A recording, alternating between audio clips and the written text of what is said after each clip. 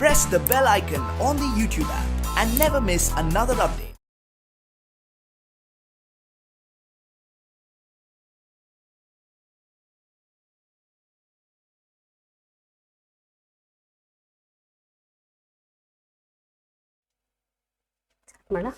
Hello students, today let us discuss Split 5 Biology discussion paper. The first question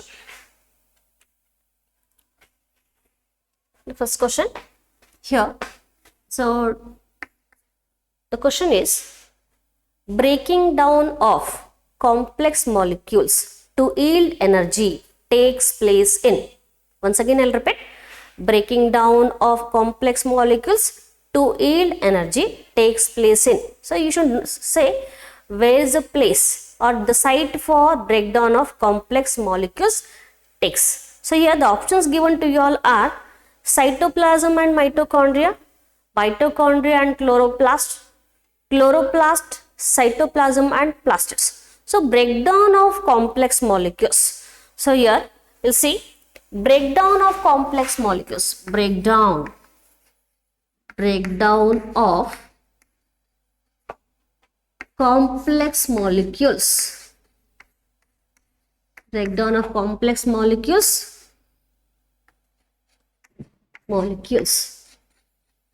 breakdown of complex molecules. So for the breakdown we need the complex molecules have to be broken into simpler molecules or smaller molecules to obtain what? Why the complex molecules has to be broken here? First, smaller molecules to obtain energy. So for the energy we need for respiration or for any type of metabolism, we need energy. So the energy that is formed here, it will be in the form of ATPs.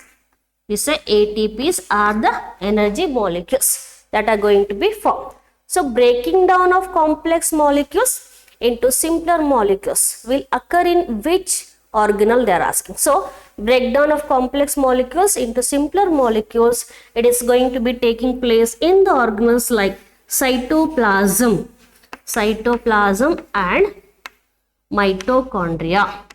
It takes place in the cytoplasm and mitochondria. So the two cell organelles where breakdown of complex molecules will takes place to yield the energy.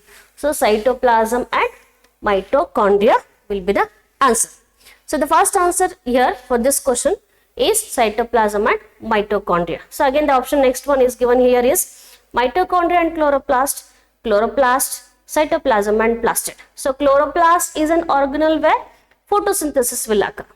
Again they are given chloroplast, then cytoplasm and plastids. So the answer for breakdown of molecules will be taking place in which organelle of the cell?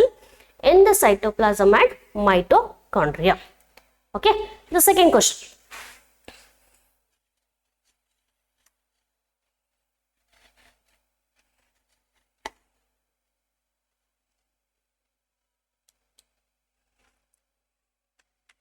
Next question. Respiration involves breaking of dash bonds of complex compounds through oxidation within the cell, leading to the release of considerable amount of energy. So during respiration, what is going to occur? During respiration, there is going to breakdown of complex molecules. The complex molecules are broken into simpler molecules. So if I take during respiration, so here, so if we take glucose, C6H12O6, in the presence of oxygen, it is going to be broken into simpler molecules like CO2 and H2O to release energy, right?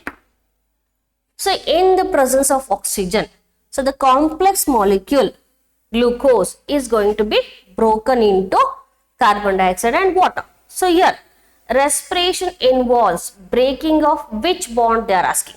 So here breaking of which bonds? Carbon. If we take the structural formula of glucose, very right, it contains 6 carbon molecules. 12 hydrogen atoms and oxygen atoms are 6. So here which bond is going to be broken for the release of energy? For the release of energy, glucose molecules are going to be broken. So in the glucose molecules, carbon molecules. So carbon, CC bond. We say that it is CC bond is going to be broken to form the energy here. So they have given that CH bonds, CC bonds, CO bonds, both CO and CH. So simple answer for this will be breaking of carbon-carbon or single bond carbon-carbon. CC bonds will release the considerable amount of energy. Once again, respiration involves breaking of CC bonds of complex compounds. What is the complex compound here? Glucose. Through oxidation in the presence of oxygen within the cells, leading to the considerable amount of energy. So the energy is going to be released. So by breaking the CC bonds, we can get the energy. So the answer will be second one.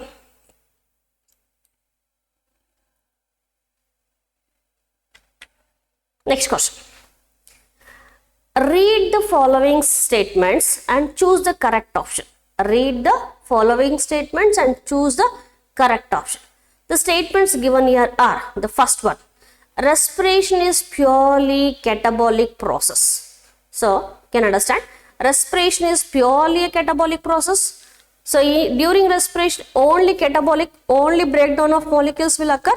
No. So, during respiration, both anabolic and catabolic process will takes place. So, that statement is not correct. So, respiration is purely catabolic process and it is not correct because both anabolic and catabolic process will takes place. Second one, chemical energy is broken down during respiration to release the energy. So, this statement is correct. See here. So, chemical energy in the form of glucose, will be broken down to form the simpler molecules like carbon dioxide, water and to produce energy. So, chemical energy is broken down during respiration to release energy. So, this statement is correct. Then see the third option there. Fungi can make their own food and derive the energy by respiration. First of all, fungi are not phototropic or they are not autotropic because they are heterotropic. Because fungi are heterotropic or saprophytic organisms antanu healthy. So, fungi cannot synthesize its own food. So, the third option will be wrong. Next, fourth option, reduction of food results in the release of energy. Not only the reduction of food, it also reduction of organic acids will release energy. So, the correct answer for this one is read the following statement and choose the correct answer. And the answer is second one. Chemical energy is broken down during the respiration to release energy. Okay. Next question.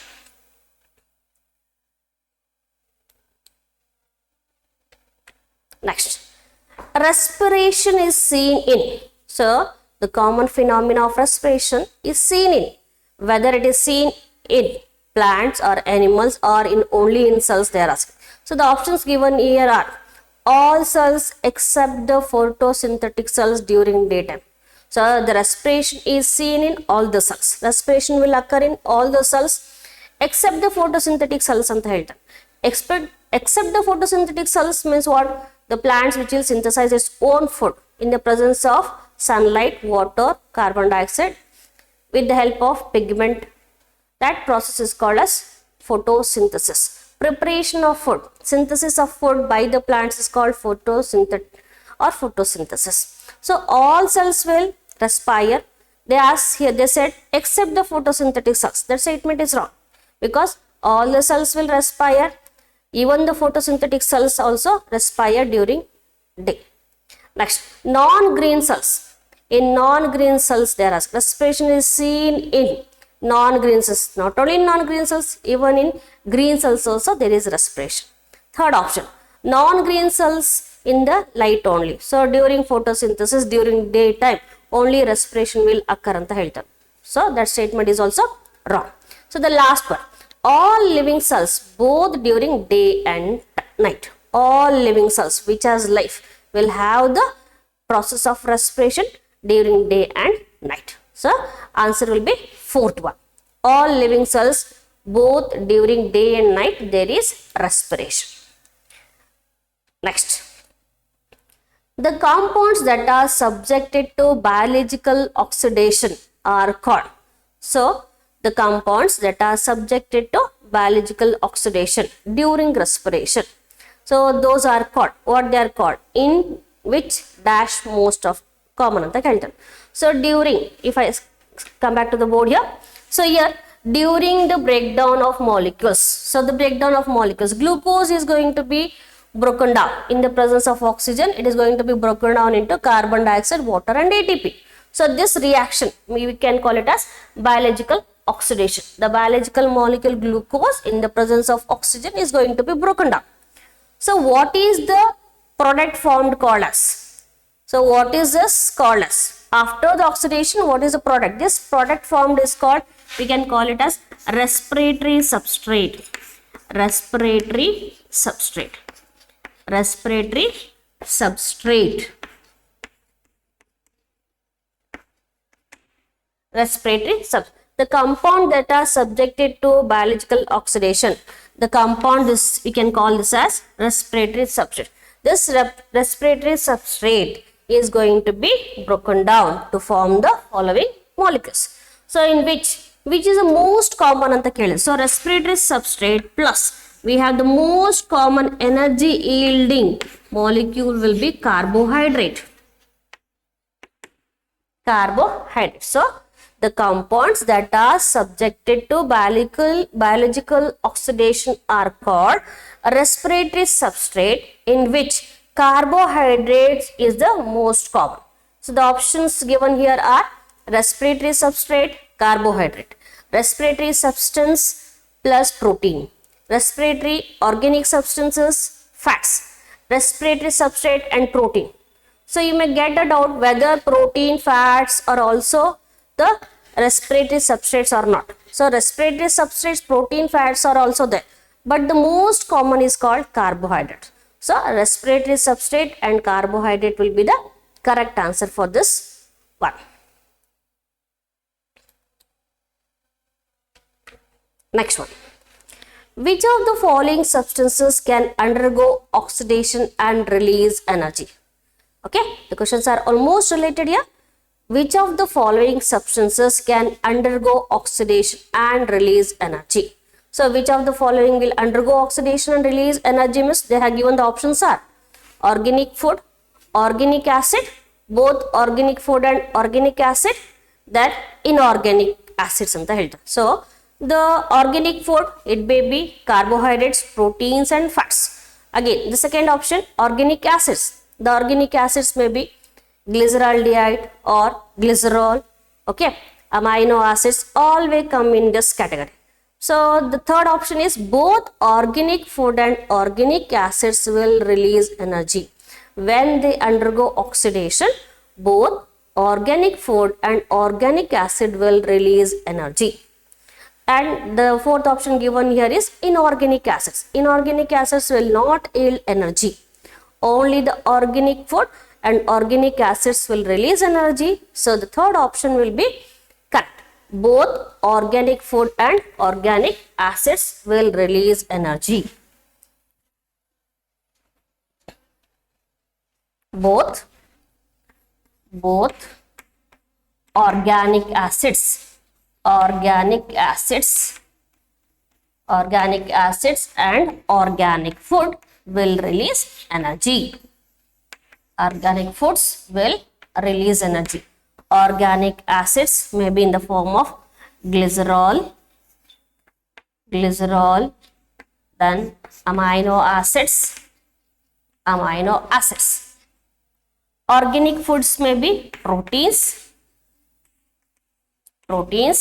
carbohydrates, and fats. Okay, so the answer will be which of the following substance can undergo oxidation and release energy in the both organic food and organic acid. The answer will be third one, both organic and organic acid. Next one.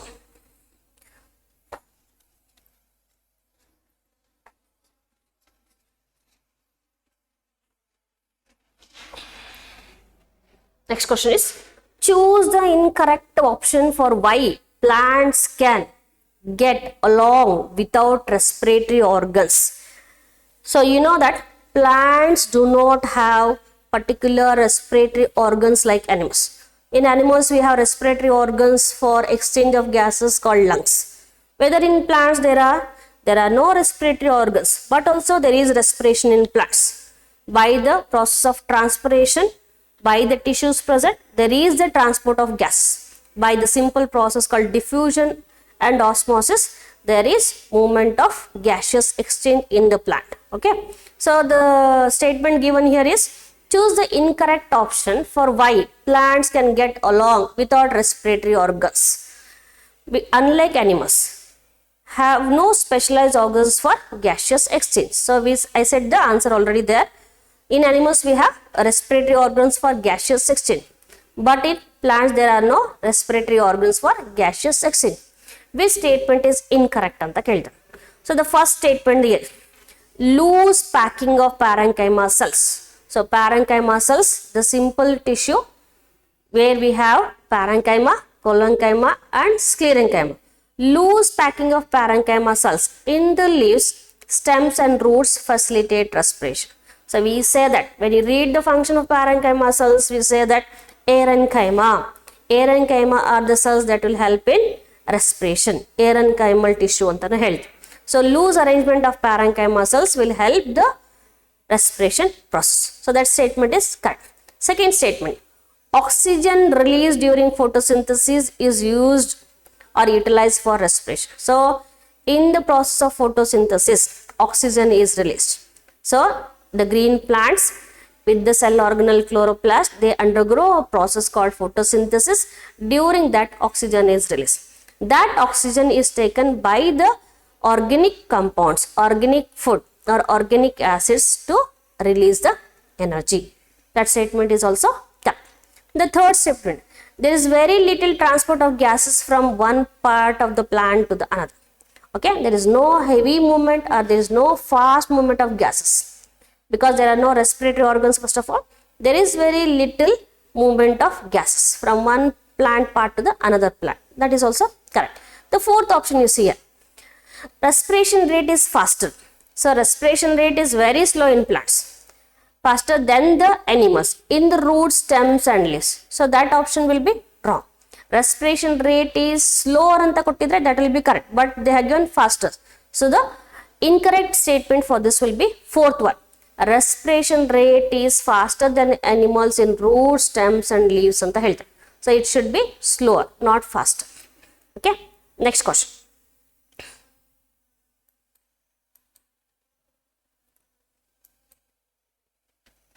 Next question. In floating respiration, substrate used is. So before going to the question, before going to the option, let me tell you what do you mean by floating respiration. So here there are two types of respiration. In cellular respiration,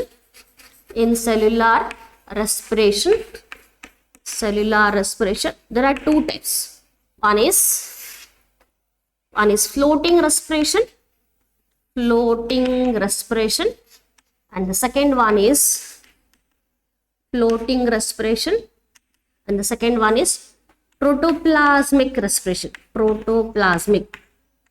Plasmic respiration.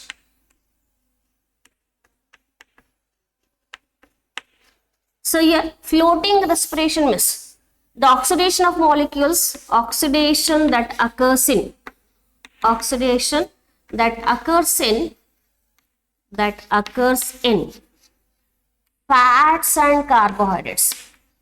and carbohydrates to release energy, carbohydrates to form energy is called floating respiration. Okay, once again I'll repeat, oxidation that occurs in fats and carbohydrates to form energy is called floating respiration. Here oxidation that occurs in the proteins oxidize to form energy, that is called, you can call it as Which one? Protoplasmic respiration. So in cellular respiration, we have cells are having two types of respiration. One is floating and another one is protoplasmic. Floating respiration means oxidation that occurs in the fats and carbohydrates to form energy. It's called floating respiration. So here, the options given to you all. So the first option is fat and protein. Second option is carbohydrate only. Third option is carbohydrate and protein. Fourth option is fat and carbohydrate. So the answer will be fat and carbohydrate. The fourth answer is correct. Okay. Next question. Those organisms which cannot use oxygen. Those organisms which cannot use oxygen for growth. So those organisms which cannot use oxygen for growth are called anaerobes ಅಂತ ಹೇಳ್ತೀವಿ. Correct statement ಓದಿದ ತಕ್ಷಣ ಏನು ಹೇಳ್ತೀವಿ? The organisms that can grow in the presence of oxygen are called aerobic. Aerobic organisms are aerobes, and the organisms that cannot use oxygen for growth are called anaerobes. Okay, anaerobic respiration ಅಂತ ಹೇಳ್ತೀವಿ. And oxygen for growth and are even harmed by its presence are known as. So in the absence of oxygen anta band takshana anaerobes anta helti. But again the second statement you see that are even harmed by its presence. By if oxygen is present also they are harmed. So if they are not growing in, they won't use oxygen for growth first of all. And if by miss, if there is a presence of oxygen, they are harmed. So that type of organisms are called. So the options given to you all are facultative anaerobes. Facultative anaerobes means they grow in the absence of oxygen. The growth of the organism that occurs in the absence of oxygen are called facultative anaerobes. Obligate aerobes anta heltene. Obligate aerobes are not going to be harmed in the presence of oxygen. Then obligate anaerobes. This is correct. So obligate anaerobes are the organisms that grow in the absence of oxygen. They are not going to use oxygen for their growth, and if oxygen is also present, they will be harmed. So the answer will be obligate anaerobes. And the fourth option is aerotolerant anaerobes. So in the presence of oxygen, again the same. So here the answer for this will be obligate anaerobes or the organisms that does not require oxygen for their growth and they are harmed in the presence of oxygen. So answer is obligate anaerobes. Next question. Same previous ke connect agire question matte. Facultative anaerobes are the options ali are the aerobes which can grow without oxygen. Are the aerobes which can grow without oxygen. Second option, cannot use oxygen for growth but tolerate the of presence. Next, cannot use oxygen for growth and even harmed by it, die when given aerobic condition. So here the answer will be cannot use oxygen for growth and are even harmed by it. So this will be the first answer will be correct. Are the aerobes which can grow without oxygen. So facultative anaerobes means are the aerobes or the organisms they can grow in the absence of oxygen only. The aerobic organisms that can grow in the absence of oxygen are called facultative anaerobes. Okay, facultative anaerobes means first answer is correct.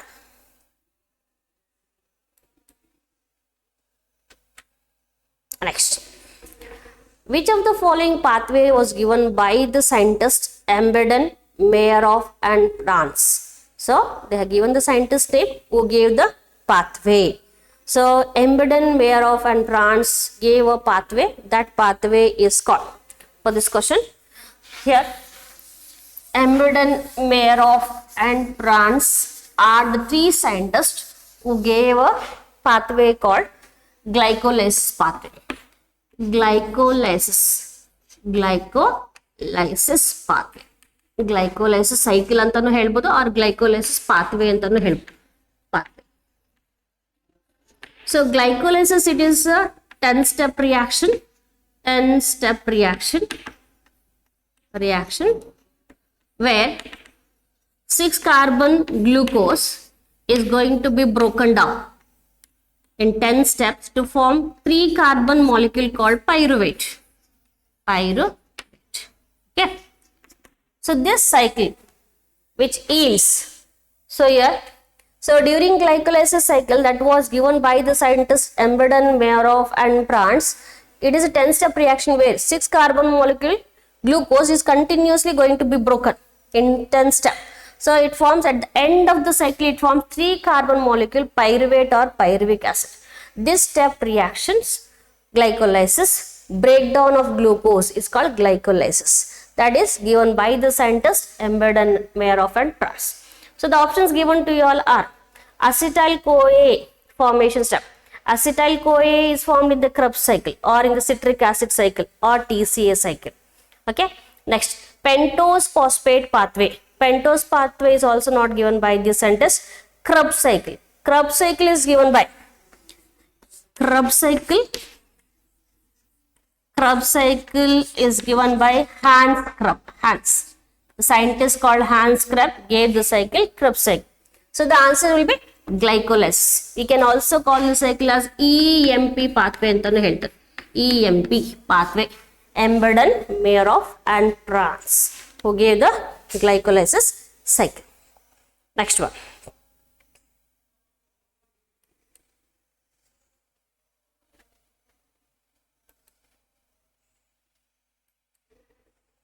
Next. Again they ask. Glycolysis occurs in. So glycolysis occurs in only eukaryotic cells. You know what are eukaryotic and prokaryotic cells? Eukaryotic cells are the cells which have the membrane bound organelles. Prokaryotic cells are the cells which are not having membrane bound organelles. Okay. Only eukaryotic cells, all the living cells. This will be correct. Glycolysis will occur in all the living cells because why? If glycolysis is not occurring in all the cells, glycolysis will occur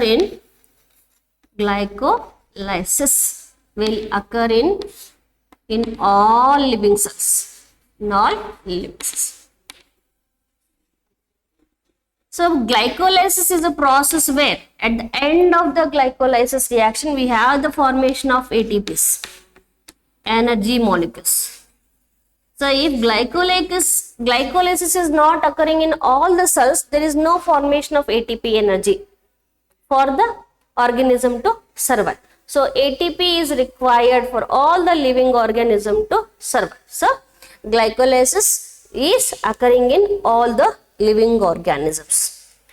Next, all the living cells will have the process of glycolysis. Only muscle cells, no cells. So all living cells require glycolysis for the formation of ATP. Next question. Choose the correct option with respect to anaerobic respiration. Choose a correct option. They are asking which is the correct option for anaerobic respiration. The respiration that occurs in the absence of oxygen is called as anaerobic respiration. So it is a first step reaction occurring in cytoplasm than in mitochondria. Then the second option is they require oxygen only at one step. The first step reaction, the first oxidation step occur in mitochondria.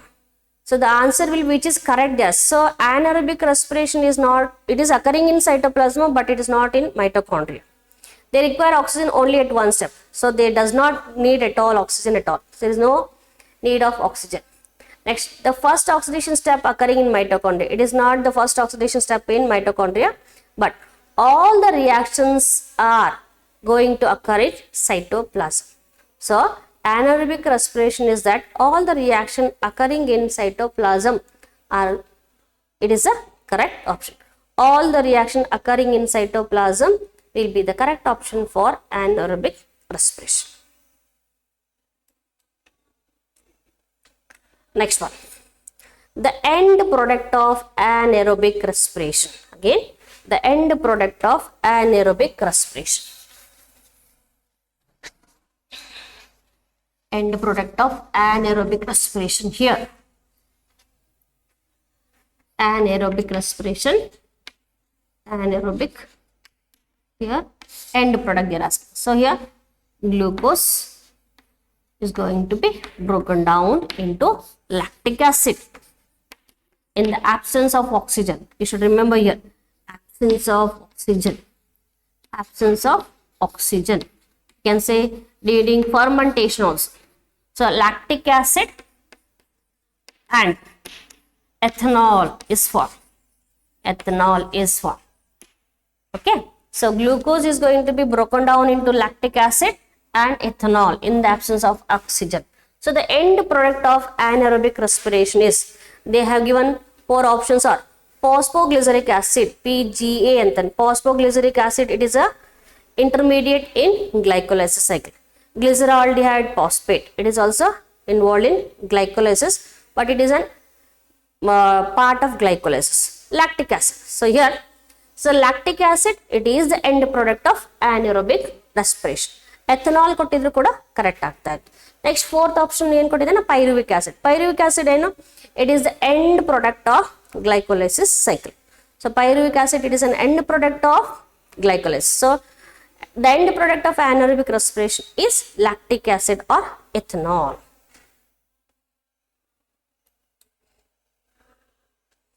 Next one, connecting link between glycolysis and TCA cycle is, so TCA cycle, so glycolysis and TCA. So here, what is a connecting link anta keltane. So TCA cycle is also called as citric acid cycle. Citric acid cycle, or it is also called as Krebs cycle. Krebs. Here TCA full form is tricarboxylic acid. Tricarboxylic acid. Tricarboxylic acid. Acid cycle. Okay. So there, what is the question? Connecting link between glycolysis and TCA. Glycolysis alli glucose will convert into, it will form at the end, it will form pyruvic acid. Pyruvate or pyruvic acid anta helti. Pyruvate or pyruvic acid. Pyruvic acid. So now this acid that is formed, it will enter into the Krebs cycle. So 3 carbon molecule pyruvate will form the connecting link between the TCA cycle or citric acid cycle or Krebs cycle. So here the pyruvate that is going to change into acetyl CoA and forms. It connects with oxaloacetate and forms oxaloacetate and forms citrate now. So this is the starting of citrate. It is the starting of TCA cycle. So here they are asking here, what is the connecting link? So the connecting link between the glycolysis and TCA cycle is called EMP pathway andre bare glycolysis cycle. So link reaction anta helbodu. So ee pyruvate next to TCA cycle atha citric acid cycle ge enter agbiಟ್ಟು it forms a 6 carbon molecule called citrate to release energy. ETC, electron transport chain. Electron transport chain and it will occur in the mitochondrial matrix. So it is only the involvement of electron transport. So that is not correct. So the fourth option is citric acid cycle. Citric acid cycle, it is nothing but Krebs cycle or TCA cycle. So the connecting link between glycolysis and TCA cycle can be called as chain reactions or link reactions. So both the cycles will help in the formation of ATP only for the release of energy. So the answer will be link reactions or transition reactions antanu ಹೇಳ್ತಾರೆ.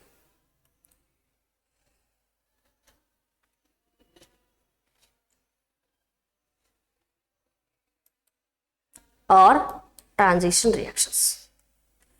Next one. Which of the following product is formed by Krebs cycle? Which of the following is formed by Krebs cycle? I said glycolysis or the Krebs cycle. Glycolysis or Krebs cycle, they are both are going to form the energy molecule, store energy molecule called ATP is going to be released or formed. The product that is formed in glycolysis or Krebs cycle, it is ATP only. adenosine triphosphate is released by both the cycles. So NAD is given, acetyl-CoA is given, ATP is given, ADP is given. So the product that is going to be formed by the Krebs cycle is ATP, adenosine triphosphate. Acetyl-CoA is the intermediate component or the first component for the Krebs cycle to begin. Then ADP, adenosine diphosphate. Adenosine diphosphate is going to be converted into ATP, ATP triphosphate. Okay, so the answer will be ATP. Which of the following product is formed in Krebs cycle means ATP is the answer.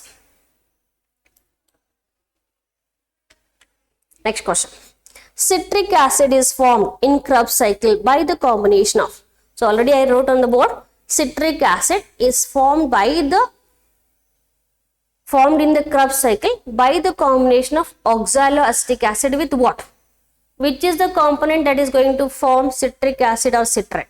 So here oxaloacetate, which combines with acetyl-CoA. Oxaloacetate, it combines with acetyl-CoA and it forms a component called, or it forms a compound called citrate. This is 6 carbon citrate is formed. Okay, so they are given OAA, oxaloacetic acid. Oxaloacetate antanu helbodu, oxaloacetic acid antanu helತೀವಿ. So oxaloacetic acid will combine with acetyl. It will combine with acetyl-CoA. It will combine with acetyl-CoA to form a component called, or to form a compound called citrate or citric acid. Okay.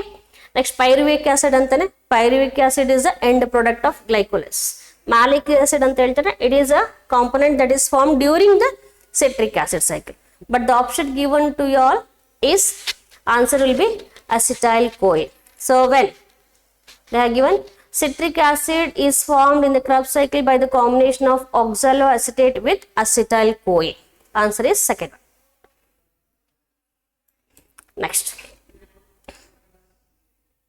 Next question. What is the net gain in Krebs cycle? So let me write the Krebs cycle in brief. What is the net gain of Krebs cycle? In brief, let me write the Krebs cycle. Just I'll write in brief. It is again a 9-step reaction. So during this, what is the net gain they are asking? What is the net gain here? Krebs cycle, if I start, I'll write here oxaloacetic acid, then here acetyl-CoA, it forms citrate, then it forms isocitrate, then it forms alpha ketoglutarate,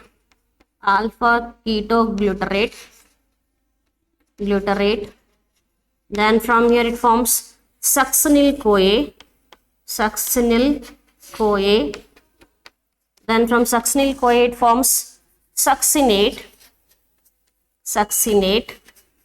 from succinate it forms fumarate, then from fumarate it forms malate. Now this malate will enter in and it forms oxaloacetic or oxaloacetate antane helbodu. If you are using citrate, I have written rate only. If you are using acid, oxaloacetic acid, citric acid, isocitric acid, alpha ketoglutarate acid, succinyl-CoA, succinic acid, fumaric acid, malic acid anta bari. So these are the components that are going to be formed in the citric acid cycle. So they are asking here, how many, what is the net gain? What is the net gain in the Krebs cycle here? Here, first here you have NADH2 formation, NADH. Next here also NADH.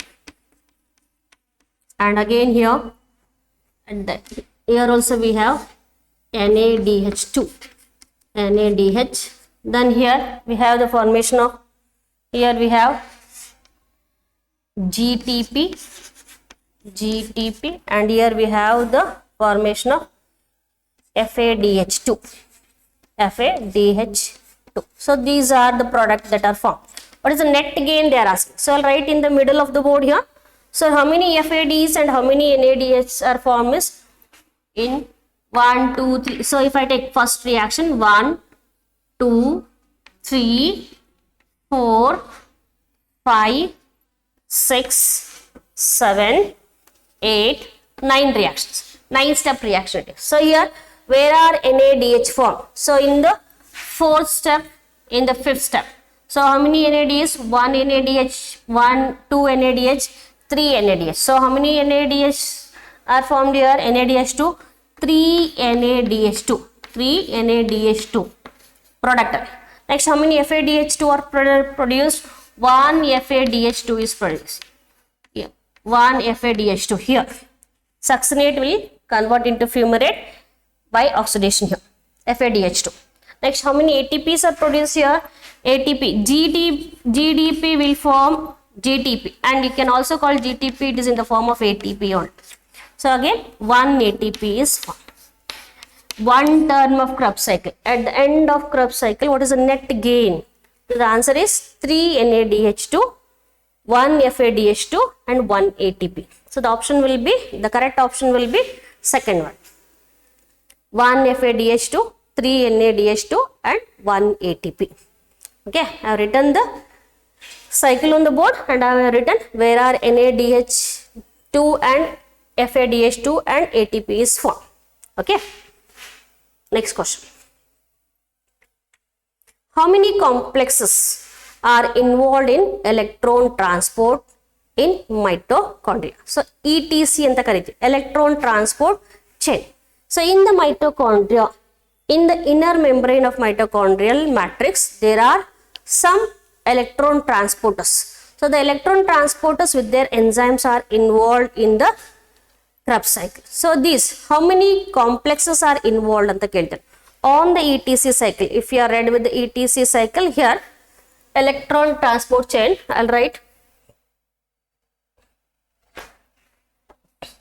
ETC chain.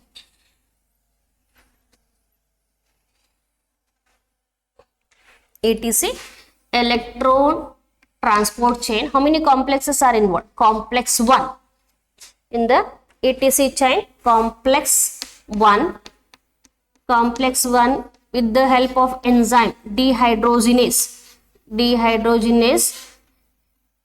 act as a carrier and it forms NADH2. Okay, this is complex 1. Then complex 2. In complex 2, it is the formation of, by the electron transport, it forms FADH2. FADH2 here, the cytochromes are, ambiguanine is involved. Ambiguanine.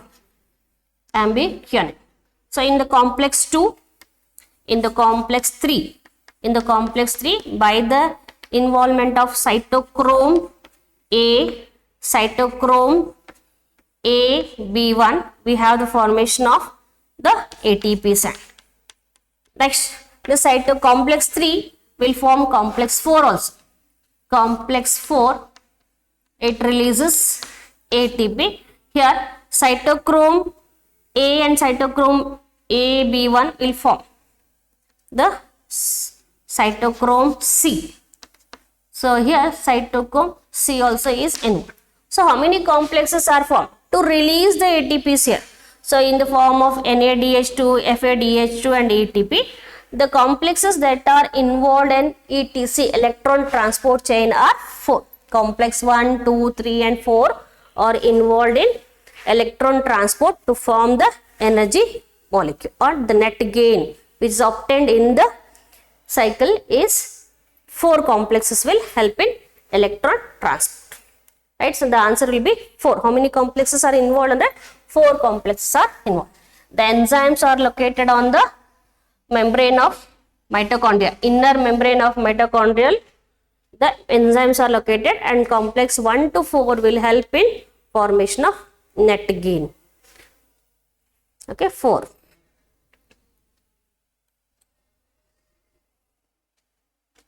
Next, intermediate component to proteins and carbohydrate oxidation is. So the answer will be, directly answer is pyruvate. to see this. So when we read with the amphibolic pathway, here we write fats, then carbohydrates,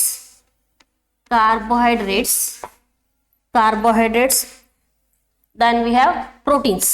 So these are the organic food molecules that are going to release energy. We have read here. Okay. Cl. So they ask you intermediate common to proteins, carbohydrates, oxidation is. They have asked only with proteins and carbohydrates. Proteins, carbohydrates intermediate ಏನು ಅಂತ. So carbohydrates and then glucose, simple molecule glucose will break into glucose 6-phosphate, glucose 1,6-phosphate, fructose 1,6 ಎಲ್ಲ break down ಆಗ್ಬಿಟ್ಟು last ಅಲ್ಲಿ it forms pyruvate. And now this proteins in the presence of amino acids and the enzyme proteases, peptones and all it forms. So the intermediate compound for oxidation of proteins and carbohydrates will be pyruvate only. If we take fats also, we have here at the reaction of this where you have amphibolic pathway ಅಂತ ಹೇಳ್ತೀವಿ, ಇಲ್ಲಿ ಡೈಹೈಡ್ರಾಕ್ಸಿ ಗ್ಲಿಸರಾಲ್ಡಿಹೈಡ್ ಆಗುತ್ತೆ, ಗ್ಲಿಸರಾಲ್ಡಿಹೈಡ್ phosphate ಬರುತ್ತೆ, ಅದಾದ್ಮೇಲೆ pyruvate formation ಆಗುತ್ತೆ. So ಇಲ್ಲಿ ಕೂಡ the fats in the fatty acids glycerol in the intermediate compound will be pyruvate only. If they ask you what is the intermediate compound between proteins, carbohydrates ಅಂತ ಕೇಳಿದ್ರು pyruvate ಬರಿಬೇಕು, fats ಕೇಳಿದ್ರು pyruvate ಬರಿಬೇಕು. Glycerol, it is a molecule that is going to formed in the fats. The basic unit of fats is called the structural and functional unit ಅಂತ ಏನು ಹೇಳ್ತೀವಲ್ಲ, proteins are having the building blocks called amino acids ಅಂತೀವಿ, ಅದೇ ತರ fatty acids ಅಲ್ಲಿ glycerols are present ಅಂತ ಹೇಳ್ತೀವಿ. So glycerol is not the intermediate. Oxaloacetate ಅಂದ್ರೆ it is an intermediate of Krebs cycle. Succinate ಅಂದ್ರೆ it is a compound that is formed in Krebs cycle. Pyruvate, so this becomes a intermediate between proteins and carbohydrates for oxidation. Next one. So next question, chemicals which are released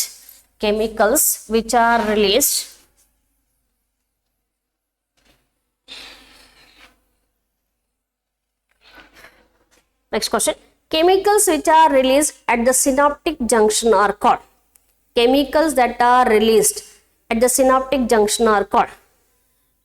Here neuron to neuron connection. So we said that one neuron end, the end of one neuron is connected to the dendrite of another neuron, right? So the end of one neuron, we can call it as axon bulb, or you can call it as axon terminal. Nerve end antanu ottira athwa axon terminal. So this is the dendrite of the another neuron. So here chemical which are released at the synaptic junction. So this junction where nerve end will get connected with the another dendrite of the another neuron. This phase, one neuron is connected with the another neuron antanu helbo simple ಆಗಿ. So this junction where one neuron meets with the another neuron end is called synapse. So this process is here, we can call it as synapse.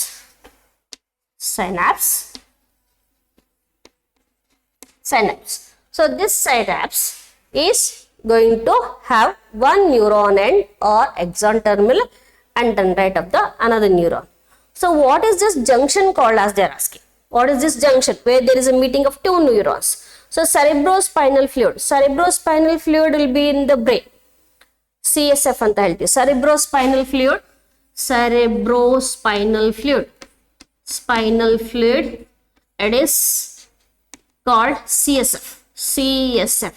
So this cerebrospinal fluid will help in brain protection from physical and chemical damage ಅಂತ ಹೇಳ್ತಾನೆ. Physical and chemical damage is done by physical ಮತ್ತೆ chemical damage to the brain is going to be done by cerebrospinal fluid. So that is not correct. Next, hormones. What are hormones? Hormones are the chemical messenger that will help in growth of different organs. They are secreted in some amount. So they may be secreted in less quantity or in large quantity. So these will help in physical development of the organs of the body. Next, lymph. Lymph is nothing but it is a tissue, lymphatic tissue. Lymph will produce lymphocytes ಅಂತ ಹೇಳ್ತೀವಿ. Lymph produce lymphocytes. It produce lymphocytes which will act in the immune system. For our immune system, we have the production of lymphocytes. Immune system to be maintained. WBCs are also called lymphocytes ಅಂತಾನು ಹೇಳ್ತಾರೆ. So lymphatic tissue or lymphatic vessels ಅಂತಾನು ಹೇಳ್ತಾರೆ. So lymph is not correct here. So the last option is neurotransmitters. So neurotransmitters will be correct. So neurotransmitters are the molecules that are present in the neuron end of one neuron and another neuron end of other neuron. So neurotransmitters are the chemicals that are present in the neurons for chemical coordination. Okay, synaptic junction are chemicals which are released at the synaptic junction are called neurotransmitters. Okay, now so where are the neurotransmitters present anta kelada? Neurotransmitters are present here now. So these are synaptic vesicles. So these are synaptic vesicles. Synaptic vesicles. Synaptic vesicles. Synaptic vesicles. So these synaptic vesicles will release the neurotransmitter to the another end of the neuron. Okay. Next.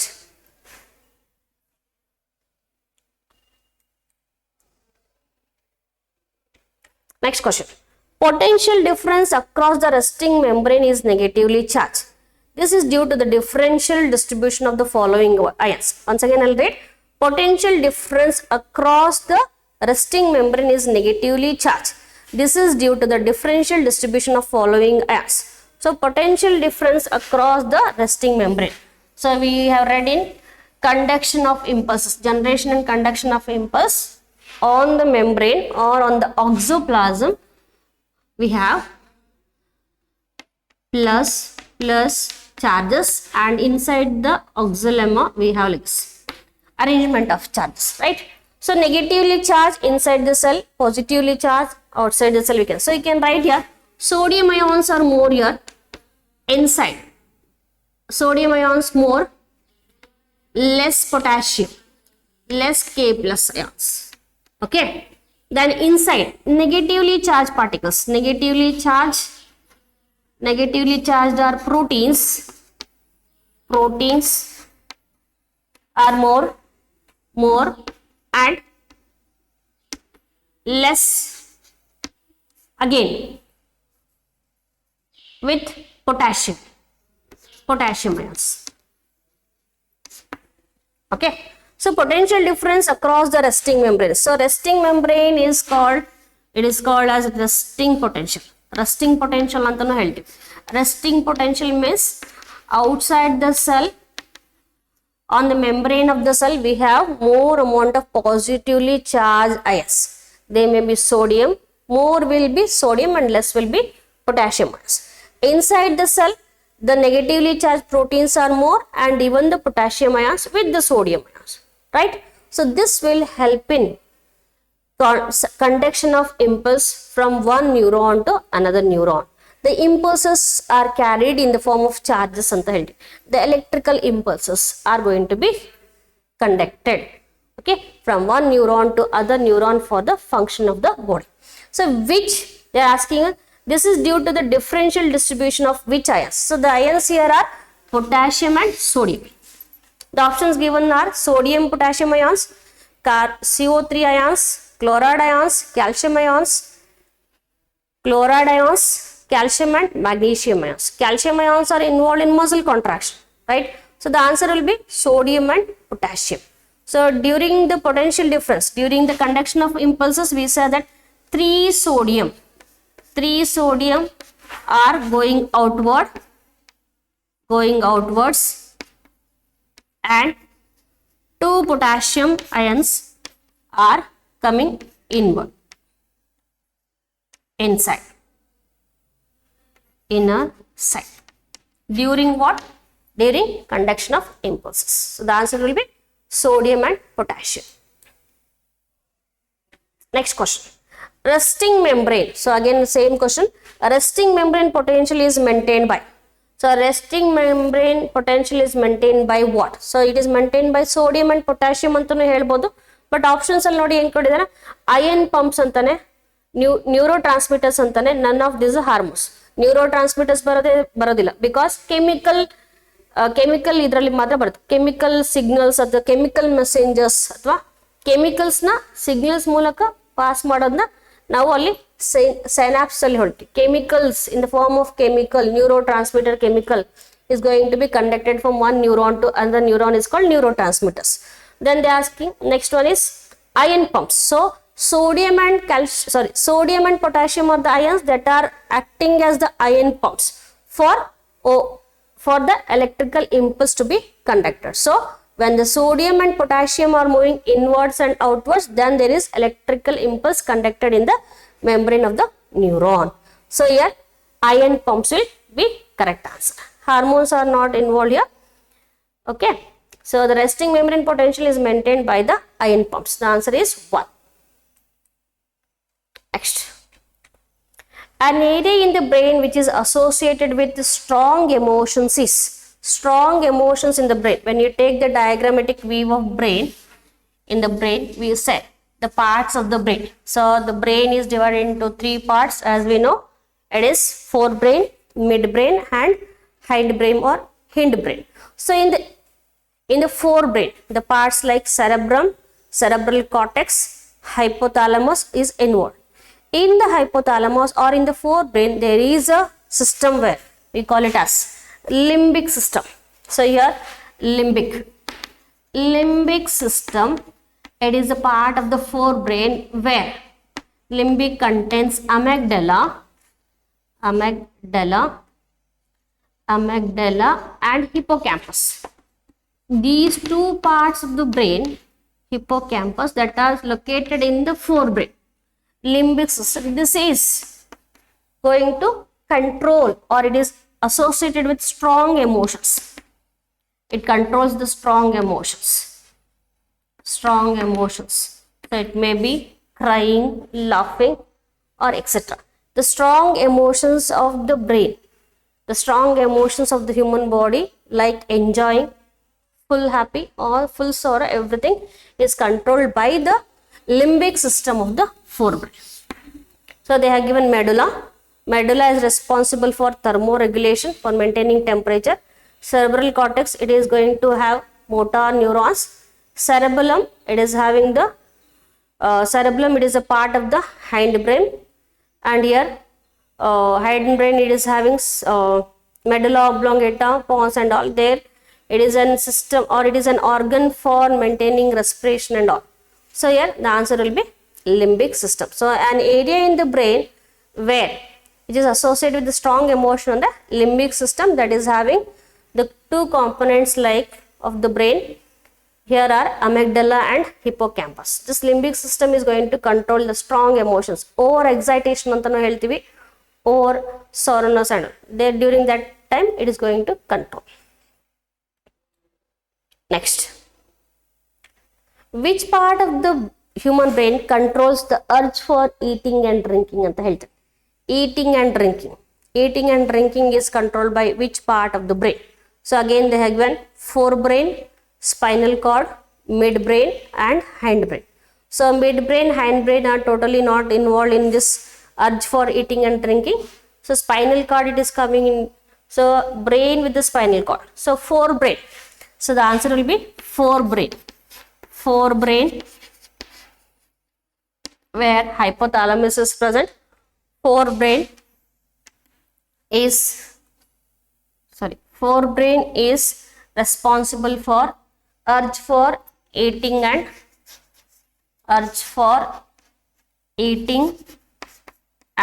drinking. So functions of brain ali, which part of the brain is involved in which function? There you can read. Urge for eating and drinking is controlled by forebrain. Midbrain is next, hindbrain is wrong. So the answer is forebrain. Next question. Corpus callosum connects. So where is corpus callosum? So corpus callosum is present in the brain, the part of the brain where corpus callosum is present. Corpus callosum. Corpus callosum. Corpus callosum. It is a part of the brain where. So if you take the corpus callosum is present in the brain. It is the thick band which contains. It is a thick band. It contains white matter and gray matter. White and gray matter are present. So callosum, corpus callosum, it connects between what? So it is asking cerebellar hemisphere option ಇದೆ, optic thalamus ಅಂತ ಹೇಳ್ತಾನೆ, ventricles of the brain ಅಂತ ಹೇಳ್ತಾನೆ, cerebral hemisphere.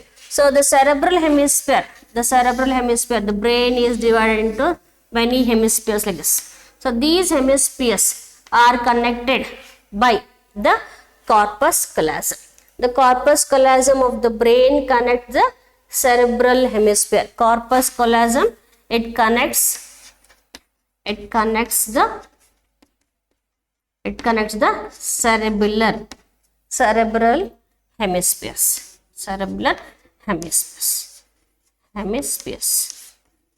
Okay, right? So corpus, so ಇನ್ನೊಂದು option ಏನಂತೆ cerebellar hemisphere ಅಂತ ಹೇಳ್ತಾರೆ. Cerebellar hemisphere is not related to corpus callosum.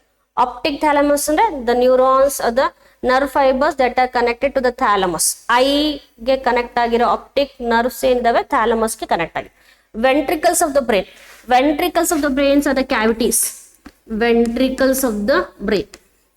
Ventricles of brain are the cavities that are present in the skull. Cavities of the skull.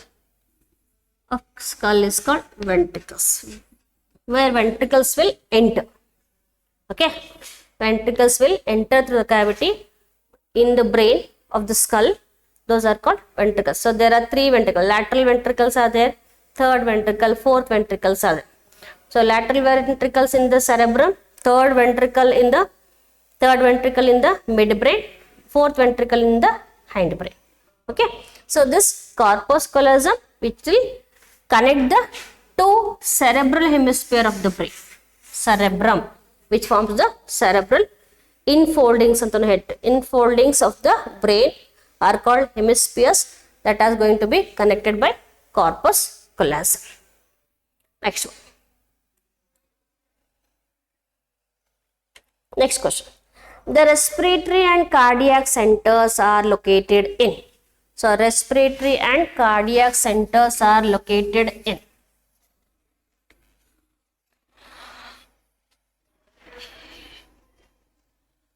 Okay, the respiratory and cardiac centers are located in.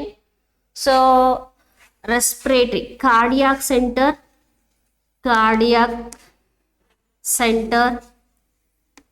respiratory center.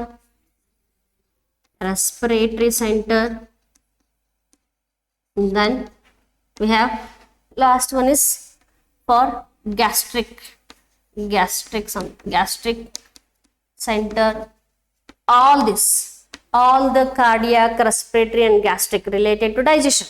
All these three processes of the human physiology are controlled by which part of the brain in the kelton. So here the answer for this is medulla oblongata. Medulla oblongata is the part of the brain that controls, medulla oblongata of hindbrain, which controls the three processes, three physiology of the human body: cardiac center, respiratory center and gastric center for digestion. All these three are controlled by medulla oblongata of the brain. Okay, so again the answer will be medulla oblongata. So they have given crura cerebrae, these are present in the forebrain. Diencephalon, it is also present in the forebrain. Cerebrum, it is a fourth. So here Medulla oblongata is a particular organ of the brain that will control all these activities. Cerebrum, it is called as a motor neuron function. Okay. Diencephalon also almost same, optic nerves are there. Crura cerebri, it is having the, again the organ, sensory organs are present in that part. So the answer will be medulla oblongata. Next one. The correct sequence of meninges from inner to the outside the brain. What are meninges? The covering of the brain. The covering of the brain are called meninges. The brain is covered by 3 meninges. The from inner to outside and the held on. Be careful while reading the question. They are asking from inner to outside. The inner covering or the inner meninges will be, the first one will be the covering of the brain. Covering of the brain. Covering of brain. Covering of brain are called meninges. Are called meninges. From inner is first, inner is pia meter. The inner is pia meter. The middle is arachnoid. The middle is arachnoid. Arachnoid. And the outer is dura meter. The outer is dura meter. The 3 protecting covering of the brain. So it is, skull is there, inner to the skull. Again the brain is protected by 3 meninges.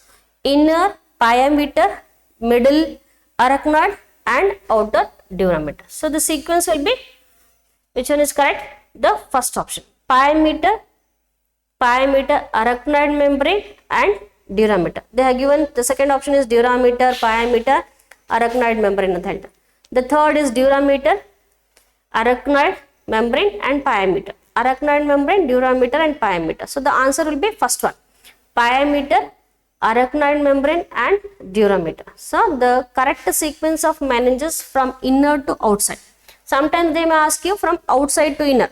Then you have to know that outside is dura meter, middle is arachnoid and inner is pia meter.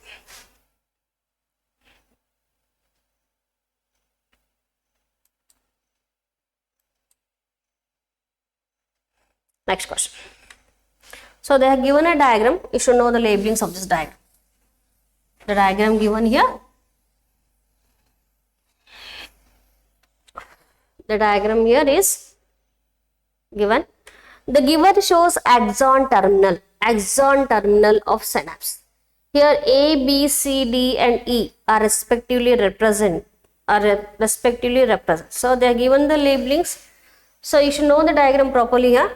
So it is an axon terminal. This axon terminal will have infolding slits. The infoldings are, if I take the infoldings like this, right? So the infoldings will have chemical transmitters here. Okay, this. Now this space, this is called synaptic cleft. Synaptic cleft. Okay, synaptic cleft. And this, on the neuron of another, there are some receptors. So the receptors that will have the binding of neurotransmitters. So these are receptors that are on the another neuron terminal. So these are receptors.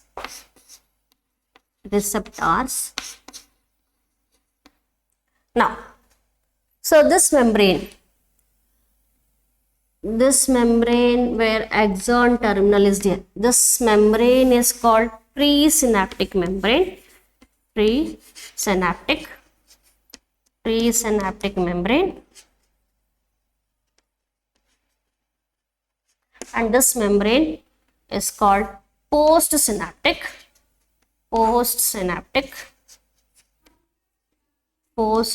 membrane.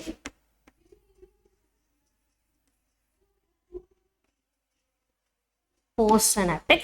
So here receptors, here we have the neurotransmitters, right? The space between the axon terminal and the dendrite of another neuron is called synaptic cleft, and the vesicles are called synaptic vesicles, and these synaptic vesicles will release a chemical. These chemicals which are released from the synaptic clefts, here they are, these are called neurotransmitters. Transmitters, right? So they given the diagram, you should know the labelings of the diagram. A is axon terminal. I'll write once again here. A is axon terminal. Axon terminal. I've written already axon terminal. Next B. B is synaptic vesicles. The B is synaptic vesicles where chemical, neurotransmitter chemical is present. C is synaptic cleft. C is axon terminal. C is synaptic cleft. C is synaptic cleft. After that, D is here. D is receptors. The receptors that will receive the chemical. Neurotransmitters are received. Next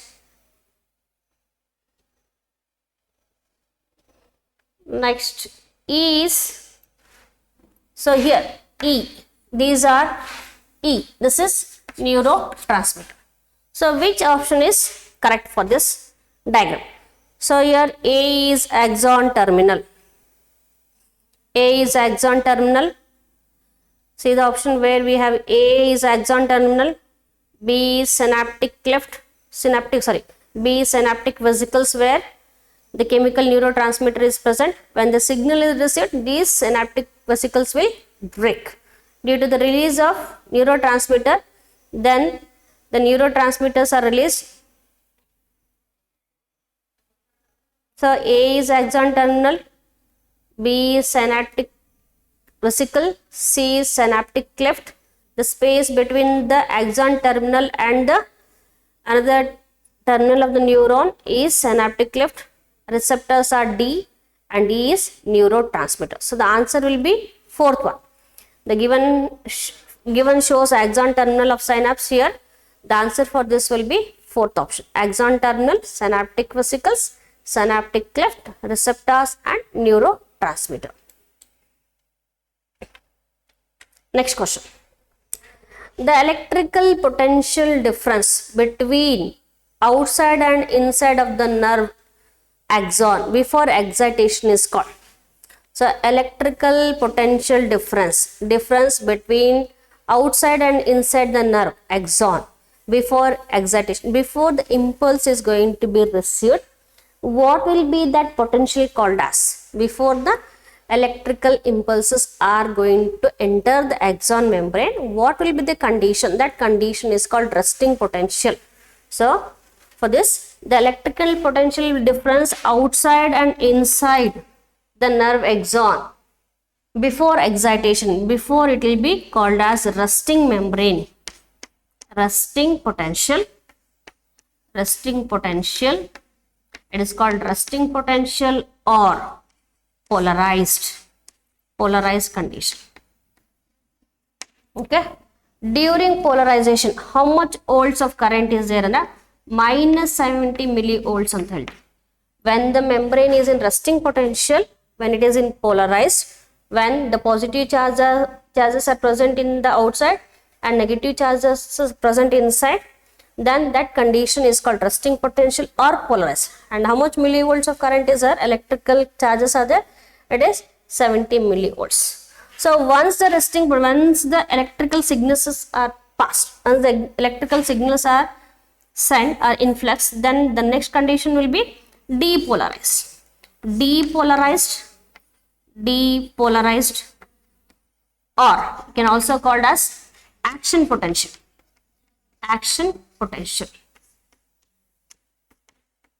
Once the electrical signals are passed in the form of ions, the influx of sodium and efflux of potassium will start, and that condition is called action potential or depolarized. So what will be the volt of current here? It will be around 45 minus 45 millivolts to 55 millivolts ಅಂತ ಕರೀತಾರೆ millivolts. So during this time, that is action potential. After that, the third step, it is again repolarization. Repolarization. Again, it comes back to the which state? It comes back to the last point here, a repolarization. So resting potential is called the polarized state, where how much volt of current is there? Minus 70 millivolts of electrical current is passed. So during this, the charges are not influxed or effluxed. But during the depolarized state, the action potential, the excitation of the membrane will start. There is a movement of ions inside and outside. Sodium will come outside, 3 sodium will come outside and 2 potassium will enter inside. Due to that, there is a electrical impulse going on, and the volt of current will be minus 45 millivolts or 55 millivolts, and repolarization. Okay, so the answer will be resting potential. So answer for this question is the electrical potential difference between outside and inside of the nerve axon before excitation is known as resting potential ಅಂತ ಹೇಳ್ತಾರೆ. ಇಲ್ಲೊಂದು ಇನ್ನೊಂದು spike potential ಅಂತ ಇದೆ. So spike potential is nothing but action potential can be called as spike potential. Here the electrical impulses are sharp. So the electrical impulses are sharp in this. During this state, the electrical impulses are sharp. So it is called as spike potential. So when the volt of current, it is 55 millivolts, then that is voltage of current is called spike potential. In the depolarization no karitane, but spike potential and the charges are looking like a spike. Okay, a reaction potential, action potential. So action potential is nothing but depolarization of the electrical conduction. Next one. Next, they have given the diagram of neuron there. The diagram of neuron is given. So they have asked the labelings. Neuron with the labels. So diagram of neuron, just when you go for the rough diagram of neuron.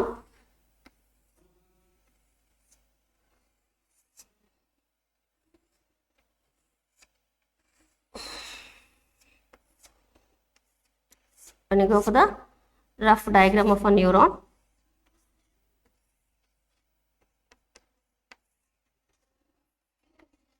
right?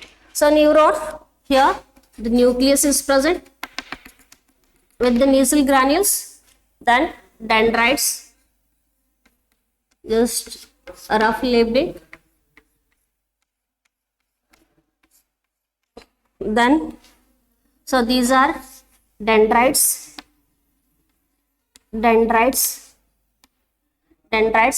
with the nucleus, then these are nasal granules,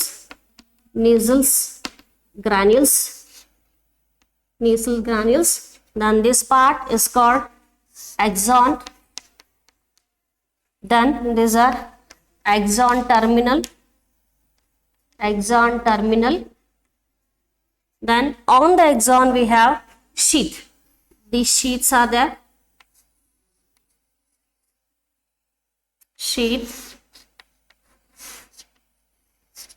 The sheaths are with the cells. The cells with the sheath. The sheath is called myelin sheath.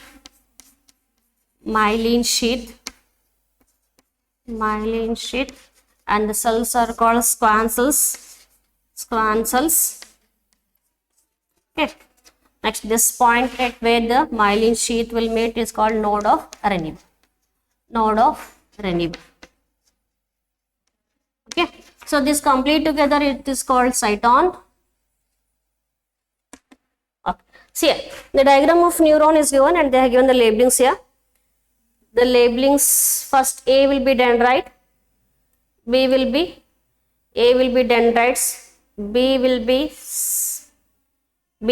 cyton, then C will be Schwann cells, Schwann cells here. Then D will be node of Renier, where each myelin sheath will meet node of Renier. Next E will be synaptic nerves. These are synaptic nerves. Okay, synaptic nerves. So it is very easy and clearly given here. The option will be, which one will be correct? Third one. A dendrites, B cytons, C Schwann cells, D node of Renier, E synaptic nerve. Next one. Myelin sheath is formed by, again the simple question, myelin sheath is formed by which one? There was Schwann cells. Myelin sheath is formed by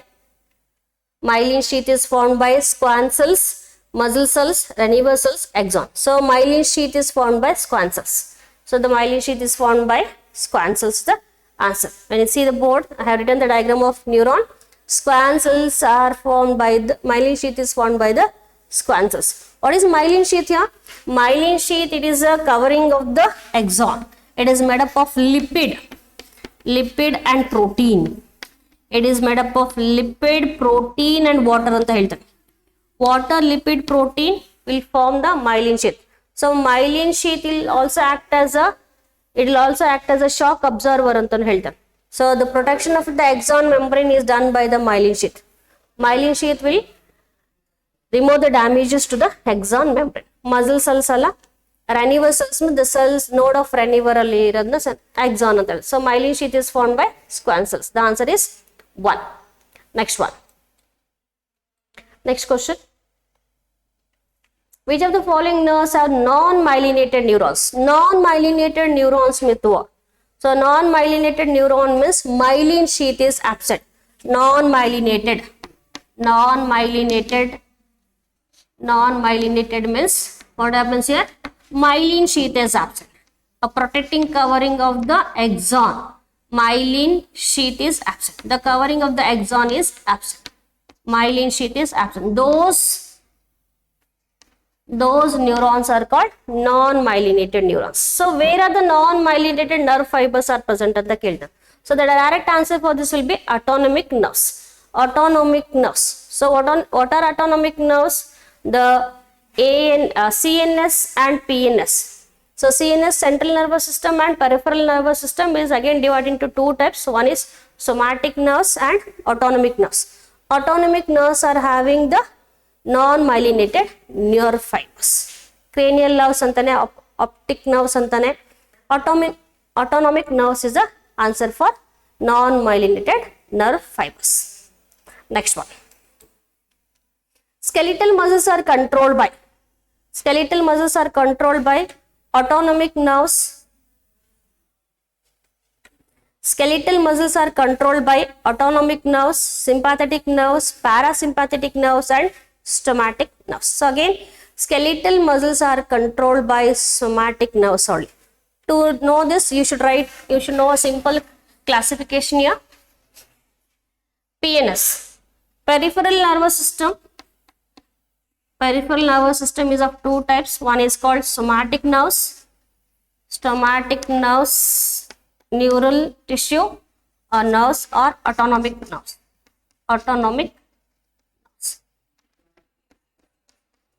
So these somatic nerves will carry the impulses from CNS to skeletal muscle.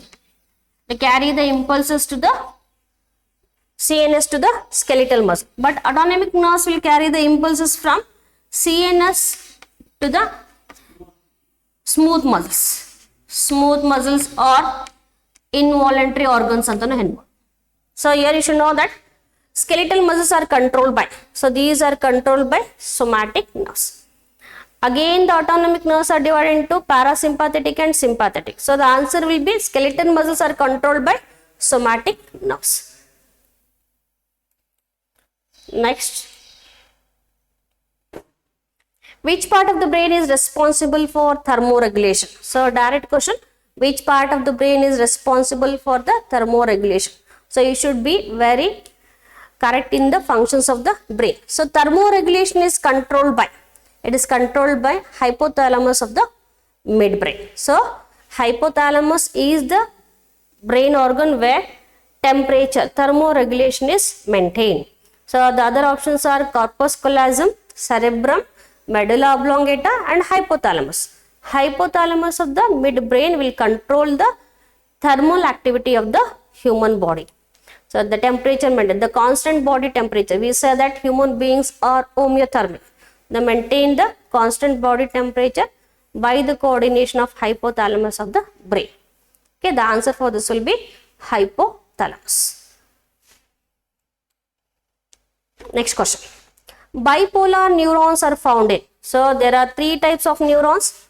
One is unipolar, bipolar and multipolar. The three types of neurons. One is unipolar neurons. So unipolar neurons are present in the embryonic stage. Then bipolar neurons are present in the retina of eye. Bipolar are present in the retina of eye. Then multipolar are present in the cerebral cortex. Okay. So the answer for this will be sclera. Options given to you all are sclera, cornea, retina, choroid. Sclera, cornea, retina and choroid are all the parts of eye only. Retina is also part of eye. So where are the bipolar neurons present? In the retina of eye. Where bipolar means one axon and one dendrite are present. So retina of eye will be the correct answer for bipolar neurons. Next question is, receptor sites for neurotransmitters are present in. Receptor sites for the neurotransmitters are present in. It will be postsynaptic membrane. Already we have learned the diagram of axon terminal and the axon terminal with the one axon terminal and one dendrite, one neuron with another neuron. Here on this membrane we have receptors. When the chemical neurotransmitter called acetylcholine is released from the synaptic vesicles, the chemicals are released here. This comes and binds to the receptors. So these receptors are present in the postsynaptic membrane.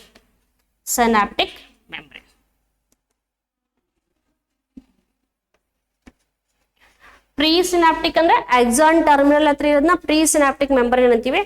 Membranes of synaptic vesicles ಅಂದ್ರೆ where chemicals are present ಅಂತೀವಿ. Tips of axon ಅಲ್ಲ. So the answer will be postsynaptic membrane will be having the receptors for binding of acetylcholine. So receptors are present where? On the postsynaptic membrane. Next question. The primary neurotransmitter at the neuromuscular junction. The primary neurotransmitter at the neuromuscular junction. So this is called neuromuscular junction, or we call it as neuromuscular junction. So this neuromuscular junction is having the neurotransmitter cord. So I already told you, neurotransmitter means neurotransmitter, it is in the form of chemical called acetylcholine. So a chemical called acetylcholine will act as a neurotransmitter of the brain. Transmitter is acetylcholine. Okay, so ACT, acetylcholine will act as a neurotransmitter. Answer is acetylcholine, but the other options is acetaldehyde is a organic compound. Adrenaline is in the gland that is present on the kidney. On both the kidneys, adrenaline gland is present. Then the hormone that is secreted by adrenaline is aldosterone. Aldosterone will help in filtration of blood also. Next, dopamine. So dopamine is also a neurotransmitter. Why not the answer dopamine? So dopamine, it is also a neurotransmitter. But it is not acting as a chemical neurotransmitter in electrical conduction of impulses. But dopamine is present, it is acting as a neurotransmitter it will activate in very small amount. It is going to activate in very small amount, and it will help in ability of brain, ability of the body. The motility of the body is also controlled by dopamine. So dopamine will control some activities of the brain. Okay, dopamine, so we can say motility and the help. So motility means muscles, skeletal muscles are going to act as a motility organs. So if the dopamine is secreted properly, then we have the proper ability of motility. But if the motility is not going to be secreted in proper amount, then the person will have a particular disorder or a disease called Parkinson's disease ಅಂತ ಹೇಳಿ. Parkinson's disease is due to the deficiency of dopamine ಅಂತ ಹೇಳಿ. Remember this, if they ask which neurotransmitter deficiency will lead to the Parkinson's disease ಅಂತ ಕೇಳಿದ್ರೆ, you can write dopamine. Next question. The junction between the axon end of one neuron and dendrite of the next neuron is termed as. Again, the junction between axon end of one neuron and dendrite of the next neuron is called as. So this junction is called synapse. Ganglia, and the options given are ganglia. So these are neurons that are connecting one neuron with the another neuron is called ganglia. Neurolemma is the membrane of axon is called neurolemma.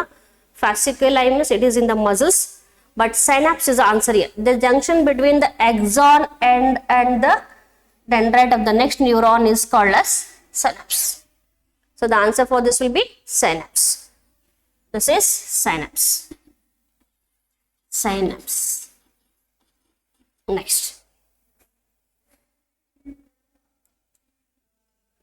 Next, they have given the diagram of brain.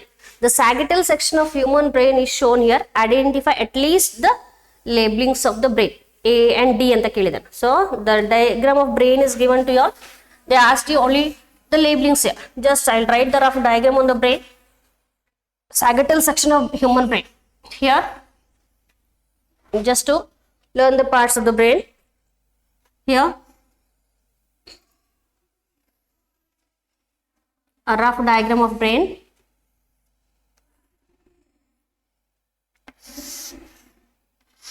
It has coverings like this. Coverings of the brain.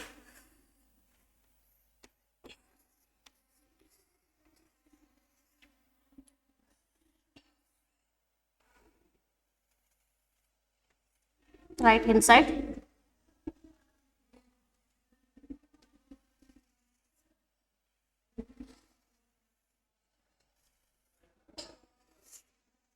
Just for your rough diagram. Done.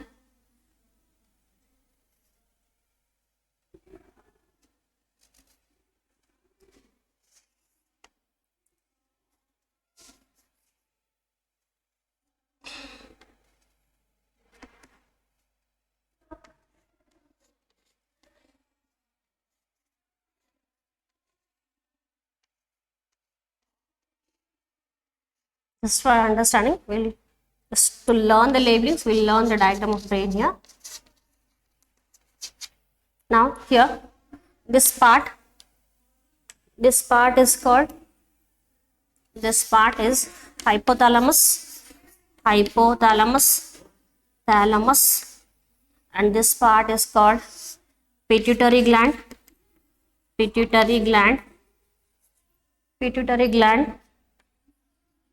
Then this one, it is called pons. Then this is medulla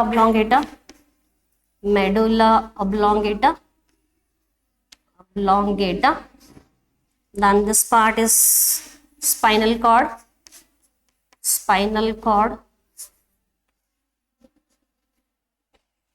Sorry. This is cerebellum. Then this is corpus collagen. And this here we have some convolutions inside.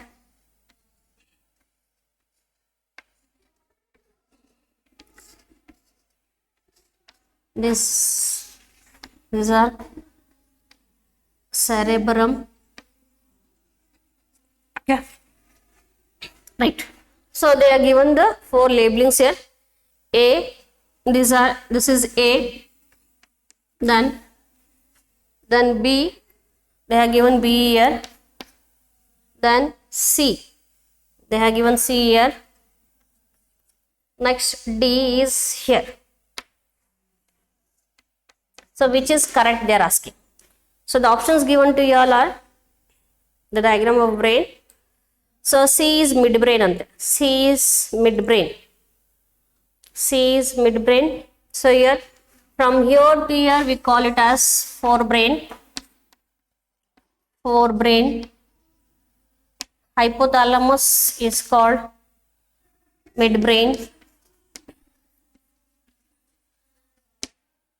Up to here, pons, medulla oblongata, and this one is called hindbrain. Okay, pons, cerebellum, and medulla oblongata will come to hindbrain or hindbrain. So C is midbrain anta. It is pons. So pons will not come under midbrain. It is coming under hindbrain. Next, cerebellum. Cerebellum is also part of hindbrain. So that is wrong. Next, D is cerebellum. That is correct, but C option is wrong. B option nodi. B, corpus callosum. B is corpus callosum. It is not corpus callosum, it is hypothalamus. D is medulla. Cerebellum. Then A option, next third option nodi. A is cerebral hemisphere. Cerebrum is formed with cerebral hemispheres. That is cerebrum agate, cerebral hemispheres alla. Next, B is cerebellum. B is not cerebellum,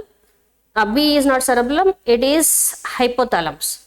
So the last fourth option nodi, A is cerebrum, then C is pons. So this will be correct. So a sagittal section of human brain is shown here. Identify at least 2 labelings from A to D ಅಂತ ಹೇಳ್ತಾರೆ. So A and C are correct. So A and C ಅಲ್ಲಿ fourth option ಅಲ್ಲಿ A ಮತ್ತೆ C correct ಆಗಿದೆ. So the answer for this will be fourth option.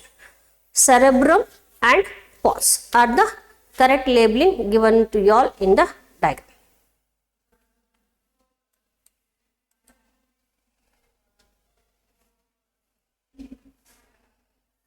Okay, fifth split discussion related to neural control and coordination questions and respiration in plants. Almost 40 questions related to 20 questions from neural control and coordination and 20 questions from respiration in plants is discussed in the fifth split. So thank you students for listening this. Almost all the 40 questions are discussed here.